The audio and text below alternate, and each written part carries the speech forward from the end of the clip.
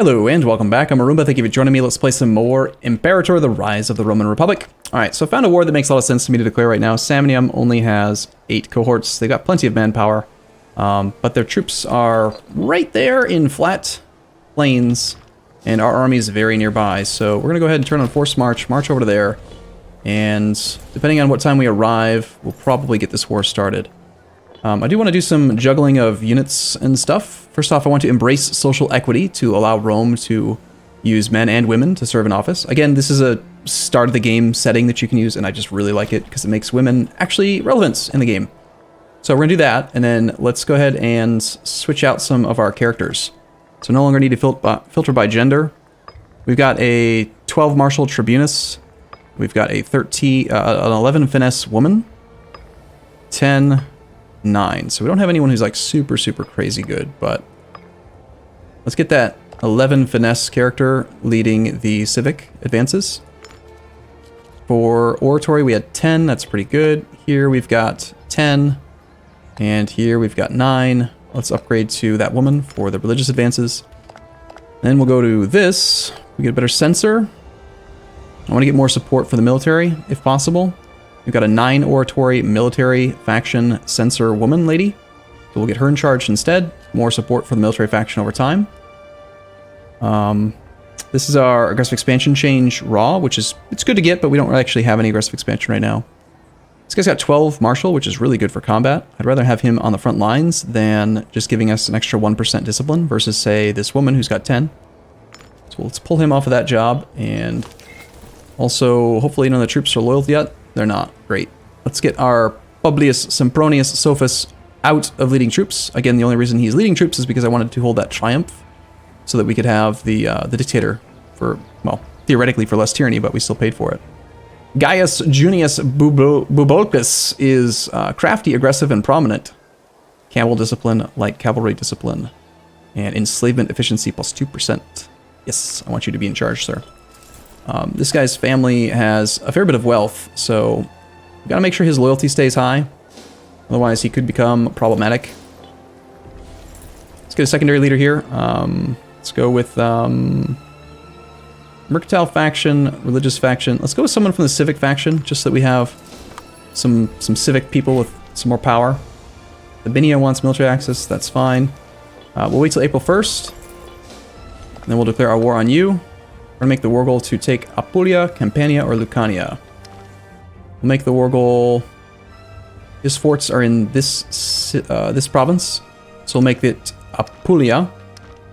That way we just have to occupy these 3 cities, and we'll get a ticking war score, and they are not going to be that hard to get to.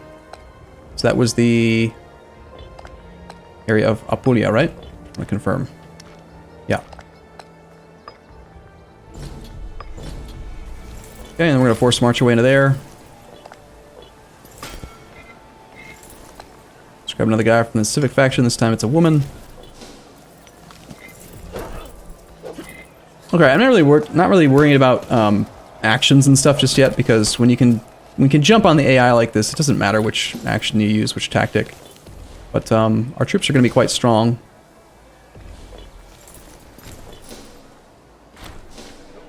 I want to become friends with the Prefectus Militaris. He's a general. He's the guy there. Yeah, that's a good friend to have. Or we could become friends with Gaius, general of Legion 2. Losing 20 loyalty on the other general is not great, but yeah, I don't mind becoming friends with him. That was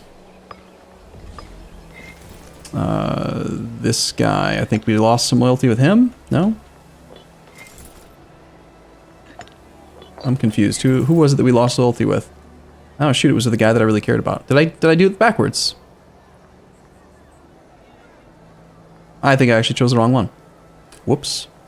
We could bribe him. I'm willing to take a little bit of corruption for this.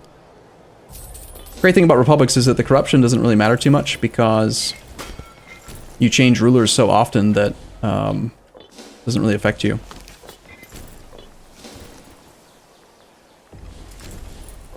One thing I want to talk about is this 1 slave to Roma and 2 pops died. I believe, and I am not 100% sure on this, but it's my experience. when you enslave people, they go in a straight line from this location to your capital, right? And then if it can hit another one along the way...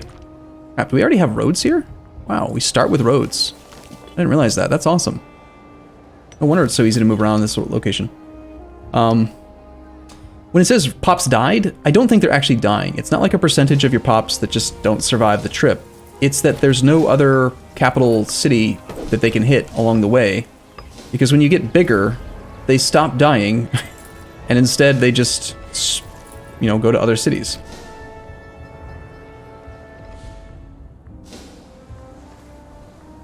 See, 1 to Rome, 2 pops died. 1 to Rome, 2 pops died. Alright, so that war is done, basically. This guy's got a total of 11 cities. He is Italic. Because he's got 11 cities, we can't make him into a feudatory. If you were able to, you would see it right here. So we're going to conquer a bunch of this land. We could do it in 2 wars if you wanted to make him into a feudatory in the next war. I think we'll just full annex him, though, in order to get to that higher city size. This guy's got 12 pips, so he's got a 2 commander impact. And you would assume that because he's better, that you could actually go above 42%, but no, you can't. He just gets there faster, then he sits doing nothing. Alright, so other wars that we can declare. We've got... I mean, I'm just basically ignoring the Carthage war because, I mean, whatever, really. They just want to kill this guy down here. They're not even landing on me. It's basically like a non-war war. So... he might actually surrender right now, except we can't take Campania because we have to occupy that other city. So that's the Samnium CB. We've got Etruria, who has no allies, and he is fairly large, 32 cohorts. I'd rather fight someone easier first to get some more power. Umbria is allied to Placentia, 15 cohorts, 9 cohorts. No allies for Sabinia. We should get that war started before he can pick up any other allies. Let's march these troops up there, forced march. Have these guys go join as well. Check for the fort. Actually have you guys head that way with a leader from the... preferably, a little bit of mercantile faction's fine. I don't think we need to worry about that too much. Wish that our subjects would be a little bit smarter with their attrition and stuff. Okay, that's cool. Let's get this war done. So again, we're going to full conquest this guy because I want to upgrade our size to regional power. Now this is also something I want to talk about because I think people don't realize... let's say that you have like really bad characters and like you just can't find anyone with great stats. Well, one thing you can do is on this pop-up, when you conquer a country, instead of just taking the reduced aggressive expansion, which is I think usually the snap pick for countries you've just conquested, because it's like, well, you can offset some of the aggressive expansion. It's pretty good, right? Banish or imprison them. If you say our enemies deserve no quarter, you gain popularity and kill everyone. If you imprison their leaders and let the rest disappear, then important Samnite characters will be put into prison and you lose popularity. If you do this one, you get to go through and choose for each of their big families if you want to let their family live and bring them into your country or not. Which means you can do this and say, all right, we can welcome the family Variani. This guy's got 9733. This guy's got 8066. Like if you're looking for characters like commanders or something, this is one way that you can find new people. You also, I believe you're getting the whole family. This family consists of 11 members, 8 members, 11 members, 11 members. Like if you're lacking characters, just bring more people into the country, right? So let's just do this for example. I'm gonna just go, everyone's allowed to come. We're gonna get 4 new big families to our country. That means that we did just lose 20 popularity for letting them live. And we have new families that are, each one's like 11 population, 11 characters. A bunch of them are in prison because we just brought them in. And, you know, they're considered scorned, so they're gonna lose loyalty over time, and that's not ideal, but look at all these potential people to lead our positions. So now, if we go back to, say, the characters list, and we sort by zeal, maybe we have someone who's even better than we had before. In this case, we don't really, but, you know, it could have happened, right? Would have been great if there was someone who's like phenomenal there to prove my point.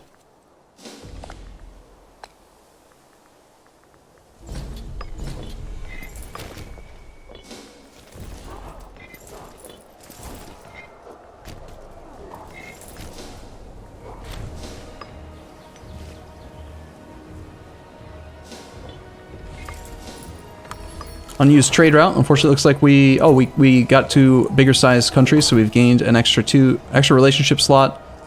And let's see, where was the list of the bonuses that we get? Following effects: capital import routes +1, an extra relationship slot, more range, government bonus multiplier +100%. So now we get an extra 1 of each monarch point per month. We're able to ally Etruria because we're on the same size now. I don't want to ally him though. I want to attack him once we are capable of killing him easily. Might want to hire a whole bunch of extra heavy infantry and just be ready to go march on this guy.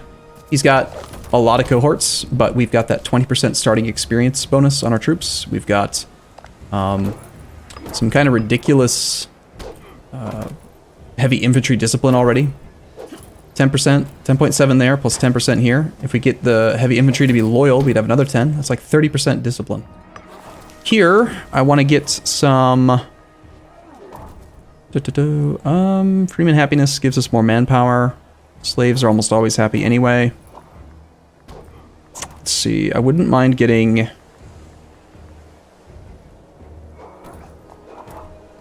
Papyrus, if possible. Ionia doesn't want to do it, though. How about vegetables is something I also like quite a bit. So you can move slaves around cheaper. We have to trade twice to really get a good bonus from it, but...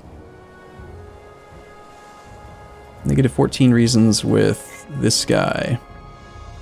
The settled tribe, he's probably going to live for a while. Let's go ahead and do that, and we'll come back in a month.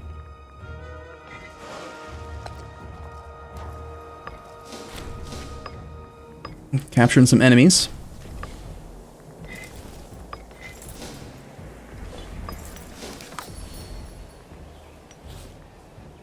You want to trade away some olives? Sure, take that. Do a new invention.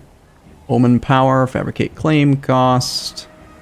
Use some more money. Let's get some more starting experience. And we now have 2 unused trade routes because... I'm not sure. I think we were originally importing grain and we're no longer importing grain now.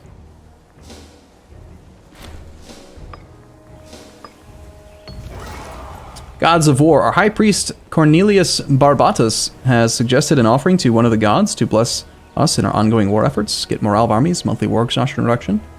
That would actually be quite great to offset any war exhaustion we've picked up. Army maintenance, morale of navies. Let's do this one. Yeah, I like it.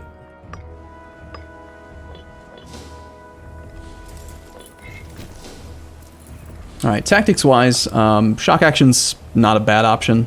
We could also use bottleneck. I don't know what they're using. They've got very weak compositions, lots of light infantry. Light infantry's probably going to want to use, what? I think they're going to want to use skirmishing or deception. No, not deception. Probably skirmishing.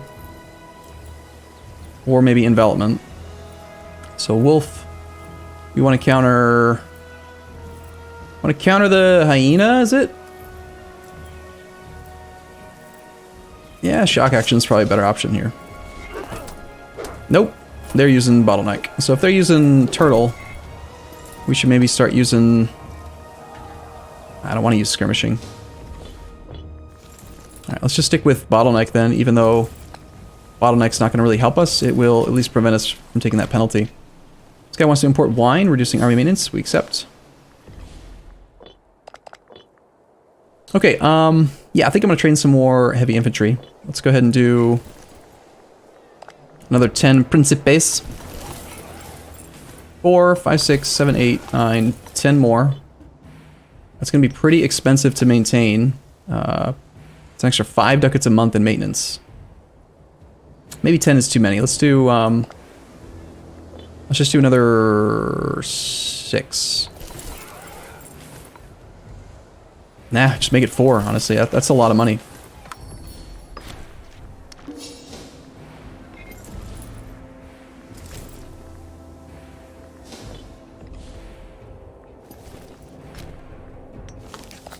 Okay, next up, I'm thinking about attacking Etruria before he can pick up any other allies.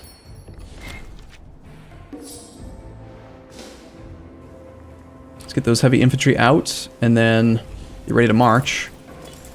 So let's get those two to combine. Let's get all these guys up to there for now. Let's get this 6 stack over to here. So 6, 7, 8, 9. Guess we're doing 2 9 stacks for now. He's got forts. He's got a level 1 there, level 1 there. We've got a claim on the province of Etruria, which we can easily occupy, get the ticking war score. So let's make the war goal Etruria. And I think we go ahead and get started on it, honestly.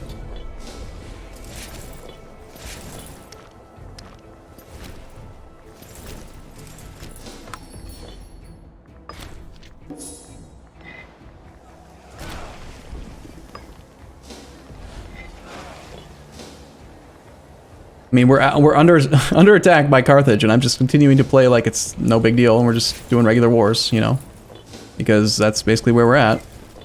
This guy's coming at us with 11 cohorts, 4 archers, 2 heavy infantry, 5 light infantry. It is unclear which side will win. Our commander has 8, while theirs has 9. They have a stronger army, it says. That's based on number of troops. Let's go ahead and just force march this army over to join. You can be there on August 31st, so I'm going to go to the 31st. I'm going to turn off forced march. Will arrive on the 31st. It already is the 31st game, you're confused. I wanted that morale recovery tick, and we'll force march reinforcement stack in. Okay, this is probably going to be a situation where we want to use the right tactic for sure. So this guy's got 8 military skill versus 12. So this is actually kind of convenient because what's going to happen is they're going to engage us, and then we can automatically guarantee to pick the right counter tactic. And I think I might actually train another 4. Okay, so we are using Bottleneck, which actually counters shock action, so we're fine. If we had chosen wrong, because this guy's got higher martial than this current woman, actually, then he would take control of the battle, and we could switch to a different tactic just by changing it here. In fact, actually, I'm glad I pointed this out. He will switch to shock action because he has shock action and he has higher martial, so we need to put him on Bottleneck as well. Rapid Assembly. After suffering a crushing defeat at the hands of numerous, fiercely competent Carthaginian navy, our fleet has slunk back to port with many hands lost. Every owned port will receive increased unrest, or we could say no. Yeah, I don't care. I'm not really that worried about the Carthaginian War. It's got 25 ships. We should probably build a few more ships if possible, but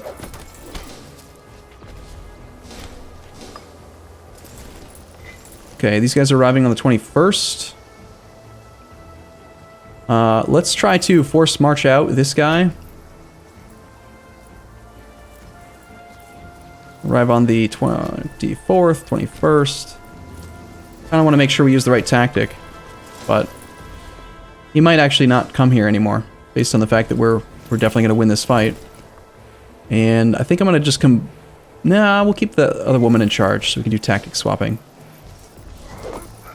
No, he's just going to suicide into my my Bottleneck tactic, apparently. Beautiful.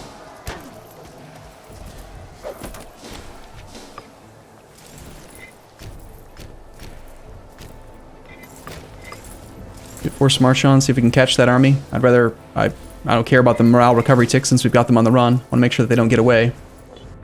And unused trade routes. We were trying to get the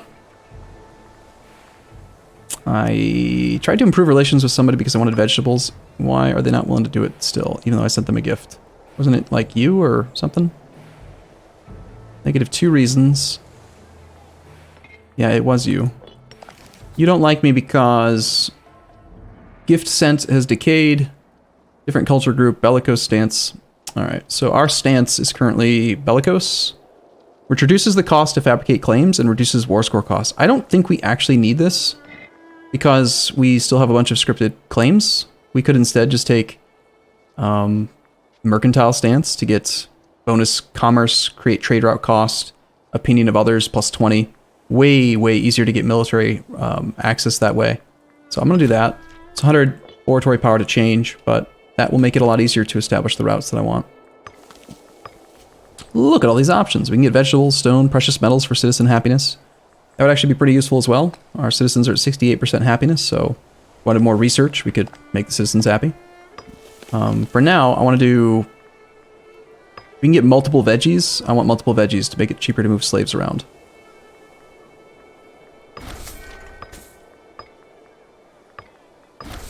Yay for veggies. Minus 20% cost to move slaves. Alright, that being done, I now want to get a extra... I want to get slaves on one of our iron locations. No sense in having slaves on both iron locations, so let's do in Ostia. We're going to move the ones from Kires to Ostia. Ostia needs to have 15 slaves, so we need another 9. I don't want to get rid of horses. I think I might want more horses at some point. Don't really care about this grain too much. Let's move you to Ostia. That's 4. Salt gives good, decent bonuses-ish. Olives, I don't really care about that too much. Let's move a couple of these guys to Ostia.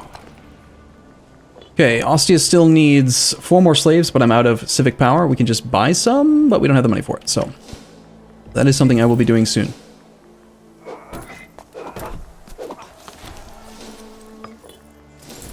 Get forced march off so we can actually get our morale back up a little bit.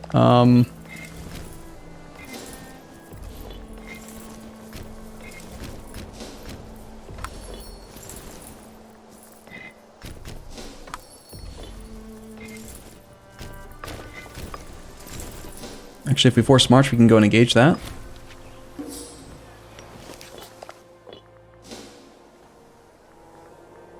Pick off that 3 stack.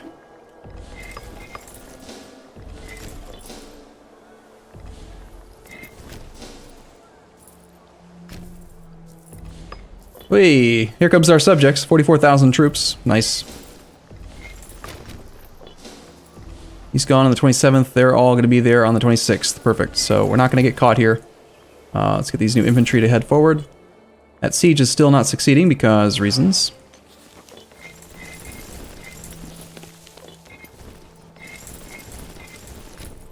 And I think for now, I'm going to take a short break here. I'll be back the next episode. As always, thank you for watching. Hope you're enjoying the campaign, and I'll see you soon.